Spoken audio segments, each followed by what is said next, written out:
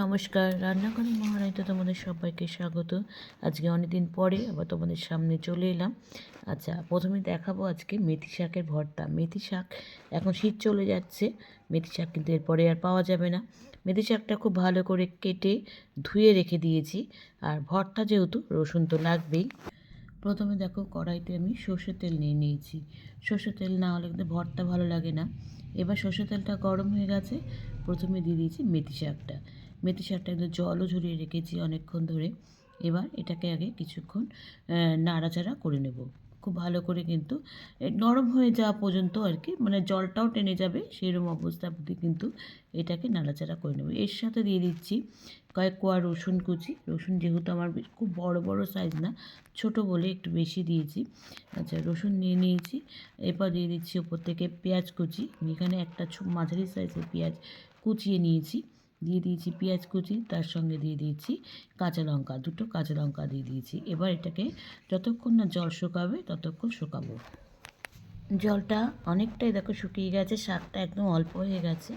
এইবার কিন্তু আমি নুন দেবো। নুনটা কিন্তু আগে দিইনি, তাহলে কিন্তু আরও জল বেরোতো, সেই জন্য এবার দিয়ে দিয়েছি নুন দিয়ে আবার এটাকে শাকটাকে ভালো করে মিশিয়ে নেব।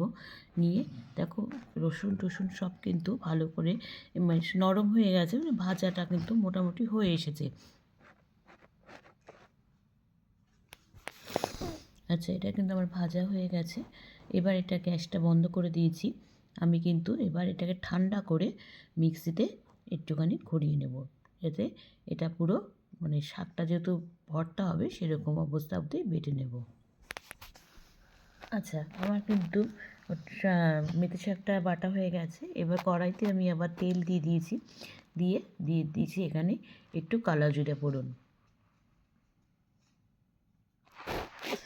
কালো জিরেটা কিন্তু ফোড়ন হয়ে গেছে, যেহেতু আমি তেল গরমের মধ্যে দিয়ে দিয়েছি। এবার আমি এই বাটাটা, মেথি শাকের যে বাটাটা আমি মিক্সিতে করে রেখেছিলাম সেটা এবার কড়াইতে দিয়ে দিচ্ছি। দিয়ে এবার এটাকে আবার খুব ভালো করে কিন্তু টানা পর্যন্ত আর কি, যতক্ষণ না একদম শুকনো হয়ে আসে ততক্ষণ কিন্তু কড়াইতে ভালো করে আংশিয়ে নেব। এবার এটাকে ভালো করে দিয়ে দিয়েছি, দেখো আমি আস্তে আস্তে তেলটাও পুরো টেনে যাবে ততক্ষণ। এবার এটাকে খুব ভালো করে কষিয়ে নেব। আচ্ছা, এবার দেখো হয়ে এসেছে। এবার এর মধ্যে নুন দেবো। আমি একটু মানে মুখে দিয়ে দেখেছিলাম, টেস্ট করেছিলাম যে নুন আর একটু লাগবে। তখন আমি যেহেতু অল্প দিয়েছিলাম সেই জন্য কিন্তু এখানে আর একটু নুন দিয়ে দিলাম। এবার এর মধ্যে দিয়ে দেবো একটু হলুদ গুঁড়ো। শাকে কিন্তু একটু হলুদ দিতেই হয়। এবার দিয়ে দিয়েছি হলুদ গুঁড়ো। আর অবশ্যই কিন্তু মিষ্টি, মানে ঝাল নুন মিষ্টিটা যদি খুব ভালো থাকে তাহলে কিন্তু যে কোনো রান্নার স্বাদটাই পাল্টে যায়। আর এইসব ভর্তার ক্ষেত্রে তো আরও সুন্দর লাগে। এবার তার সাথে দিয়ে দিয়েছি মিষ্টি। এবার এটাকে কিন্তু আবার খুব ভালো করে মিশিয়ে নেব। শাকটা কিন্তু দেখো আমার হয়ে এসেছে, অনেকটাই কিন্তু টেনে গেছে। আর একটু রাখবো, আর একটা কাঁচা লঙ্কা আমি ওপর থেকে চিড়ে দিয়েছি, কারণ লঙ্কাগুলো খুব ঝাল, ওই জন্য আমি বেশি দিইনি।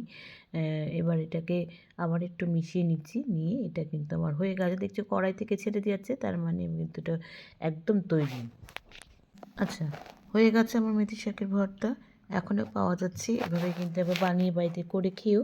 আর অবশ্যই এর উপরে কিন্তু একটু লেবুর রস দিয়ে দিলে আরও ভালো লাগবে। আমি এটা মিস করে গেছি, খেয়াল ছিল না। তাহলে তোমরাও কিন্তু বাড়িতে এইভাবে বানিয়ে খেও। আমাকে জানিও লাইক, কমেন্টস আর শেয়ারের মাধ্যমে। তোমরা যারা আমার চ্যানেলটাকে সাবস্ক্রাইব করে আমার সঙ্গে রয়েছো তাদের জন্য রয়েছে অসংখ্য অসংখ্য ধন্যবাদ।